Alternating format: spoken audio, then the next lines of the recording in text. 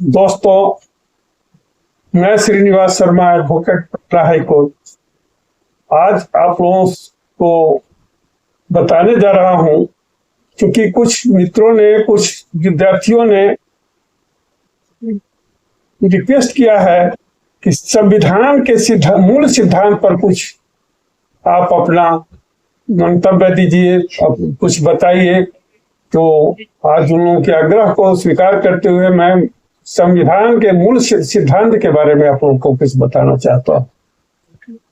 दोस्तों, संविधान हर एक देश का अपना अपना सर्वोच्च कानून का पुस्तक होता है या उसको कहिए दस्तावेज होता है। हमारा भी भारत का संविधान एक हमारे देश का बहुत मूल्यवान दस्तावेज है, जिसको बनाने में हमारे देश के उस समय के 299 आदमियों ने अपना योगदान दिया था, जिसमें 22 संस्थान भी थे जो इसके लिए काम की थी, संविधान के लिए।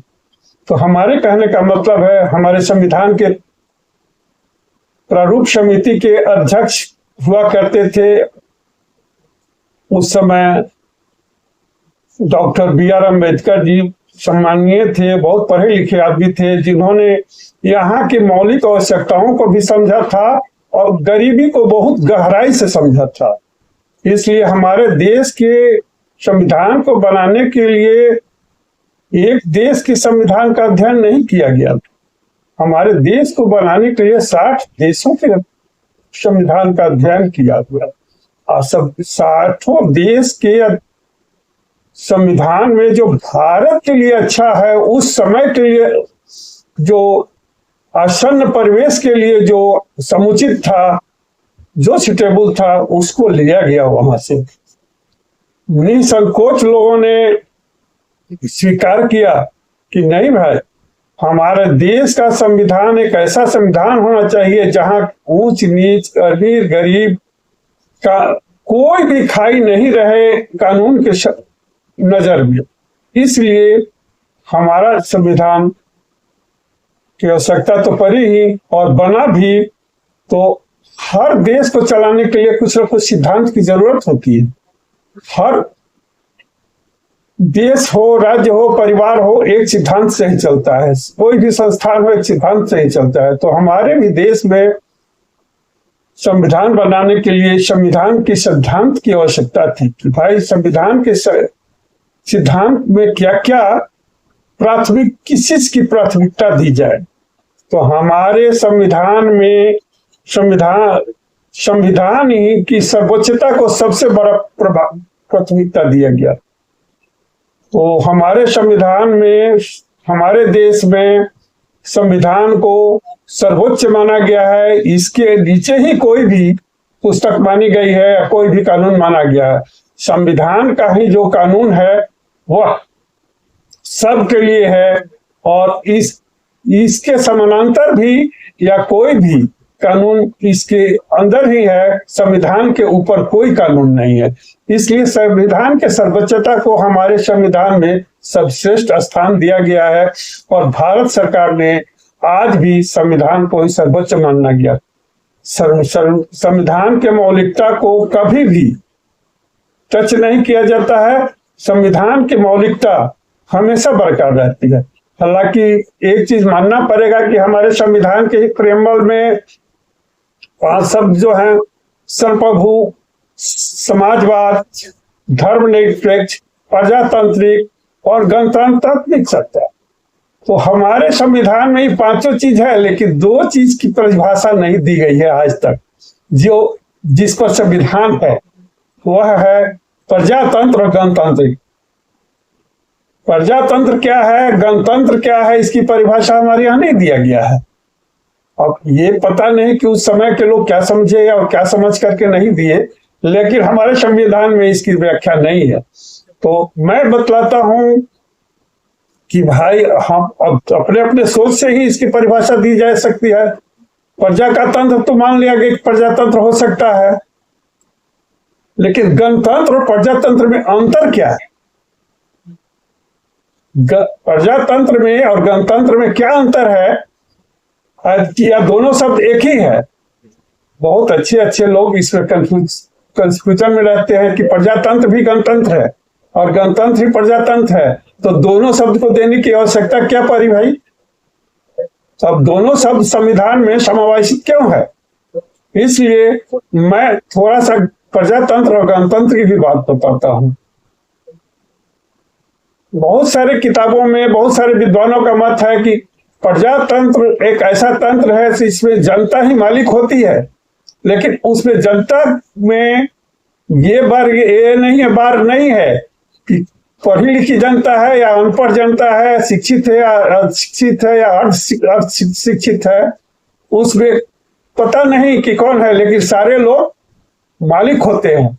कोई भी आदमी प्रधानमंत्री बन सकता है, कोई भी आदमी राष्ट्रपति बन सकता है, उसमें कोई क्वालिफिकेशन की जरूरत नहीं है। कोई भी यहाँ का एमपी मेंबर ऑफ पार्लियामेंट बन सकता है, कोई भी आदमी मुख्यमंत्री बन सकता है, कुछ भी हो सकता है। तो ये प्रजातांत्रिक दृष्टिकोण है, ये सही है प्रजातंत्र के लिए, लेकिन एक तरफ लोगों ने कहा है कि ये भीड़ तंत्र भी है।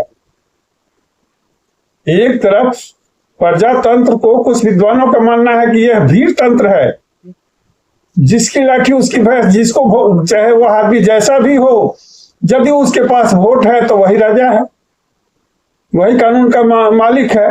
तो हमारे देश में, हमारे संविधान में का मूल सिद्धांत जो है लोकतांत्रिक गणतांत्रिक शासन, लोकतांत्रिक भी शासन है और गणतांत्रिक भी शासन है। तो ऐसे मेरा मानना है, जहां तक मैं अध्ययन करता हूं, कि लोकतांत्रिक जो शासन हुआ, जो प्रजा से, हमारे यहाँ क्या है कि प्रजा वोट देती, जनता वोट देती है, अपने प्रतिनिधि को चुनती है और प्रतिनिधि ही हमारा राज्य चलाता है।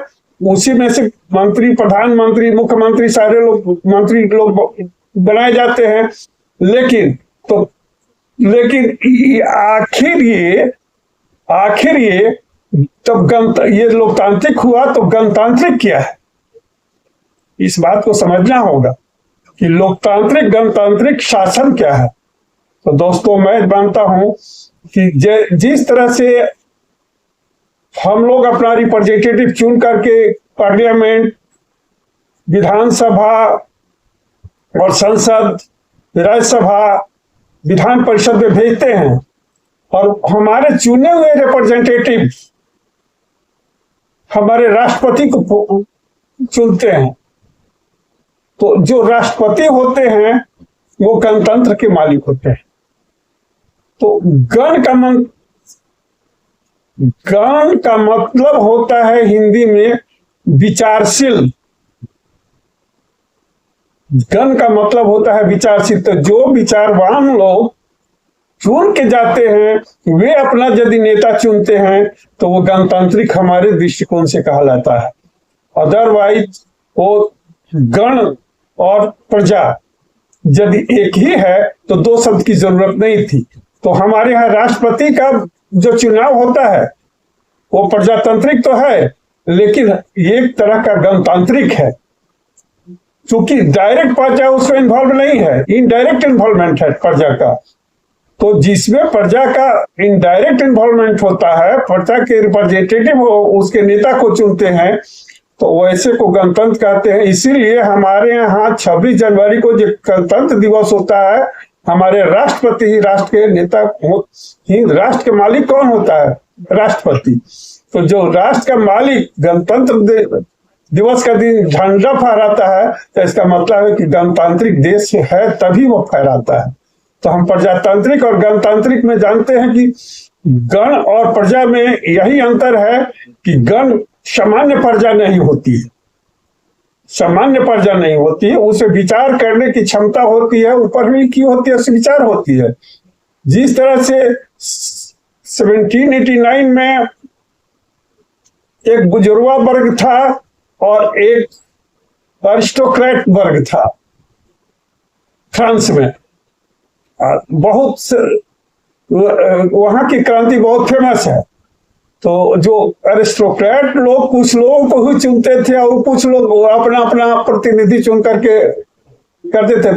तो जहां प्रतिनिधि चुन करके प्रतिनिधि जनता के बदले में अपना नेता चुनते हैं, हमको समझ में आता है कि रिपब्लिक वही होता है गणतंत्र।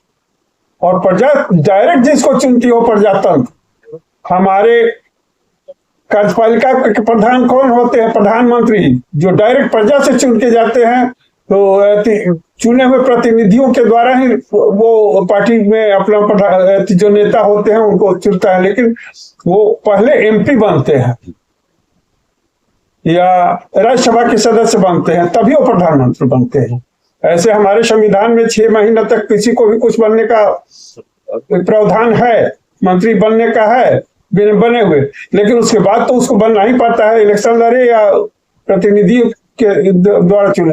तो हमारे देश में प्रजातांत्रिक गणतांत्रिक शासन है। अब देखिए हमारे यहाँ प्रजातांत्रिक गणतांत्रिक हो गया, धर्मनिरपेक्ष भी हमारे संविधान का क्या है, एक मूल सिद्धांत में है। हमारे देश में किसी भी धर्म को सरकारी संरक्षण नहीं प्राप्त है, और यदि प्राप्त है तो अप्रत्यक्ष रूप से सबको है। कोई भी आदमी कोई भी धर्म अपना सकता है, इसकी वो स्वतंत्रता है। हमारे देश में किसी विशेष धर्म के लिए राज्य से चाहे केंद्र से किसी तरह की कोई ये पहल नहीं है कि वही मानिए। धार्मिक स्वतंत्रता है, कोई भी आदमी की कोई भी धर्म अपना सकता है, मान सकता है। यहाँ धार्मिक स्वतंत्रता हमारे देश की बहुत ही खूबसूरती है। तो ये धर्मनिरपेक्ष राज्य है। निरपेक्ष का मतलब होता है किसी का पक्ष नहीं, निरपेक्ष मतलब पक्षहीन। तो पक्षहीन होता है, पक्षहीन मतलब सरकार कभी पक्ष नहीं लेती है, कोई किसी धर्म का पक्ष नहीं लेता सरकार। इसलिए हमारा देश निरपेक्ष है। और निरपेक्ष किसी भी देश के ऑर्नामेंट खूबसूरती होती है कि कोई भी देश की खूबसूरती ऑर्नामेंट होती है निरपेक्ष होना। अब सत्ता पृथक्करण क्या होता है? चौथा है हमारा सत्ता पृथक्करण। सत्ता पृथक्करण का मतलब होता है कि देखिए, जब इलेक्ट्रॉन न्यूट्रॉन के चारों तरफ घूमती है तो उस सब का अपना अपना ऑर्बिट है। एक ऑर्बिट में जो एक दूसरे के ऑर्बिट नहीं क्रॉस करती है। तो हमारे कहने का मतलब है कि हमारे देश में जो शासन प्रणाली है 3 तरह की।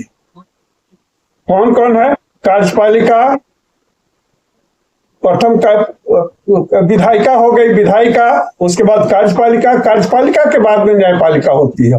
तो विधायिका, न्यायपालिका, कार्यपालिका, न्यायपालिका, तीनों का अपना अपना क्षेत्र है। कोई भी किसी के क्षेत्र में प्रवेश नहीं कर सकता है।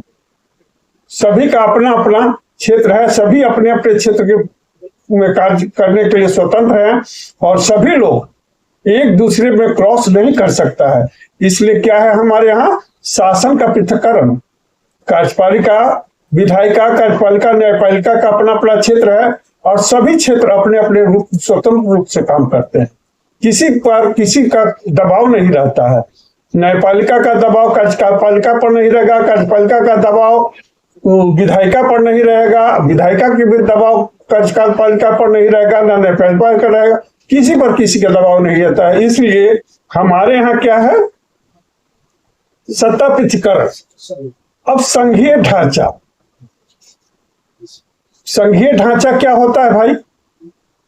हमारे यहाँ केंद्र और राज्य में एक बाउंड्री है। सबके अधिकारों की व्याख्या की गई संविधान में कि राज्य का क्या अधिकार होगा, केंद्र का क्या अधिकार होगा, कितने कितने अधिकारों में केंद्र और राज्य तो एक होगा। तो हमारे यहाँ सरकार की सूचियां भी हैं, राज्य की सूचियां भी हैं, केंद्र की सूचियां भी हैं।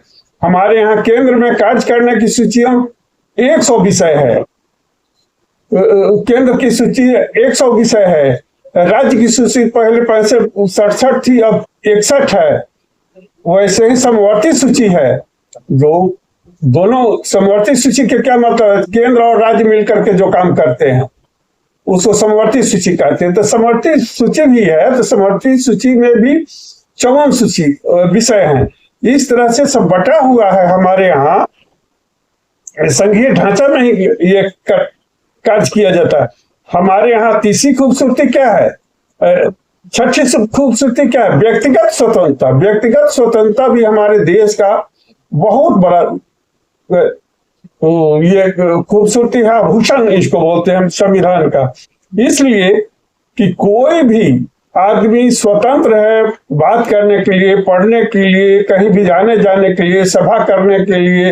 व्यक्तिगत स्वतंत्र, प्रतिबंध किसी तरह का नहीं, यहाँ गुलामी नहीं है, गुलामी नहीं है। व्यक्तिगत स्वतंत्रता की तो व्याख्या की जाए तो बहुत लंबी चौड़ी हो जाएगी, लेकिन एक ही शब्द में यह समाप्त होता है कि व्यक्तिगत रोक, जो वैध काम है करने में कोई रोक कहीं भी नहीं है। इसलिए व्यक्तिगत स्वतंत्रता हमारे संविधान की बहुत बड़ी देन है। और बहुत सारे संविधान में आज भी ये व्यक्तिगत स्वतंत्रता लिमिटेड है, लिमिटेशन है दिया हुआ है। लेकिन हमारे यहाँ, हमारे देश में व्यक्तिगत स्वतंत्रता का लिमिटेशन जो वैध है, जो कानूनी रूप से कार्य क्यों होना है, उसको उसको उसको हम लोग व्यक्तिगत स्वतंत्रता के रूप में लेते हैं। इसलिए व्यक्तिगत स्वतंत्रता हमारे देश के ऑर्नामेंट में है भाई, संविधान का ऑर्नामेंट है और ये उनके सिद्धांत में है। अब सातवां क्या है, न्याय और अधिकार। देखिए न्याय और अधिकार कितना खूबसूरत शब्द है कि न्याय का भी हमको अधिकार है, न्याय भी मिलेगा और अधिकार भी है न्याय पाने का। तो हमारे देश में जो भी जनता है, जो भी नागरिक हैं, उन सबों को न्याय और अधिकार मिला हुआ है। अधिकार तो एक मौलिक अधिकार में है, कानूनी अधिकार, दो तरह के अधिकार दिए गए हैं। हम एक हमारे देश में मौलिक कर्तव्य भी है, जिसमें 11 कर्तव्य दिए गए हैं। हमारे देश में अधिकार, मौलिक अधिकार अभी 6 है, और न्याय भी हमारे पारदर्शी न्याय है। हमारे यहाँ कोई अप्रत्यक्ष रूप से नहीं है, पारदर्शी न्याय है। हमारे यहाँ न्यायपालिका की एक श्रेणी है। इसलिए हमारे देश के संविधान के सिद्धांत में न्याय और अधिकार का भी बहुत बड़ा महत्व है। राष्ट्र की एकता और अखंडता, हमारे देश की एकता और अखंडता हमारे देश की मूल ढांचा की रीढ़ है। भारत की एकता और अखंडता हमारे संविधान की रीढ़ है। और इस शब्द को अधिक में व्याख्या भी कर सकते हैं, हमारे देश को कोई खंडित नहीं कर सकता है और हमारी एकता को कोई तोड़ नहीं सकता। भाषाएं भले अनेक हों, भले ही भाषाएं अनेक हों, बोली अनेक हों, लेकिन देश की एकता और अखंडता एक रहती है। तो यह भी यहाँ इस देश के सिद्धांत की खूबसूरती है। और 10वां है मूल संरचना का सिद्धांत। मूल संरचना का सिद्धांत क्या है भाई?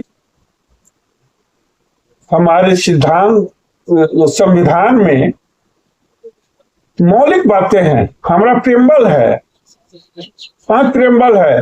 तो मूल सिद्धांत में किसी तरह का परिवर्तन किए बिना समय अनुकूल हम लोग कुछ बदलाव समय के अनुसार करते रहते हैं, लेकिन इसके मूल सिद्धांत में किसी तरह का परिवर्तन नहीं किया जा सकता है। संविधान एक हमारा गतिशील दस्तावेज है। गतिशील क्यों कहते हैं इसको? समय के साथ चलते रहता है, समय के साथ चलता है। ये नहीं है कि ये आज 50 साल पहले बना हुआ है तो वहीं का वहीं है, नहीं, गतिशील है। समय के साथ ये बदलता है, इसमें कुछ परिवर्तन होते हैं, लेकिन इसका मूल ढांचा बरकरार रहता है। इसकी मौलिकता कभी बदली नहीं जाती है, परिवर्तन नहीं रहते। ढांचा सरकार के अंगों की शक्तियों और जिम्मेवारियों को परिभाषित भी करती है यही, नागरिकों के मौलिक अधिकारों की रक्षा भी यही करती। तो हमारे कहने का मतलब है कि हमारे देश में जो संविधान है इस मौलिक सिद्धांत के अनुसार ही चल रही है और इसके मौलिक अधिकारों में किसी भी तरह का कोई भी परिवर्तन नहीं है और ये इसकी खूबसूरती और विशेषताएं भी हैं। इसलिए भारत का देश का संविधान दुनिया का सर्वोच्च संविधान माना जाता है। इस संविधान से बढ़िया कोई संविधान नहीं है। क्योंकि पहले ही मैं बता चुका हूं कि कितने विद्वानों ने कितने इसमें समय दिए हैं और कितने लोगों ने इसके लिए क्या क्या किए हैं, वो तो एक दिन बाद में विशेषण आप लोगों को बतलाएंगे कि संविधान में किसकी जिम्मेवारी कितनी कितनी थी और किसने कैसे कैसे निभाई, किसने इसके लिए पैसा लिया, किसने इसके लिए पैसा नहीं लिया और कितने लोग क्या क्या करते थे, वो सारी बतलाएंगे। चूंकि वीडियो ये लंबी होती चली जा रही है, इसलिए मैं यहीं पर इस वीडियो को आप लोगों को ये संदेश देते हुए कि जरूर हमारा वीडियो देखिए। हमारे वीडियो में कुछ विशेष बातें अवश्य रहेगी अन्य वीडियो से। अन्य वीडियो किताब की बहुत बातों को छुपा करके बोलते हैं।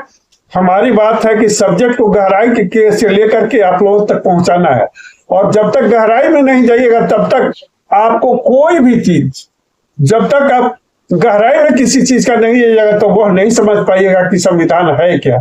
और किसी भी सब्जेक्ट को जानने के लिए आपको उसको गहराई में जाना ही पड़ेगा। इसलिए मेरे दोस्तों, गहराई में जाना है और कुछ सीखना है तो मेरे वीडियो को अवश्य देखिए और समझिए और क्वेश्चन भी कीजिए। जिस तरह से आपने डिमांड किया कि भाई ये संविधान के सिद्धांत को बतलाइए, तो फिर मैं आपको दोहरा देता हूं कि पुनः आपका जो भी डिमांड होगा उसके अनुसार मैं जरूर वीडियो बनाऊंगा। धन्यवाद, नमस्कार, धन्यवाद।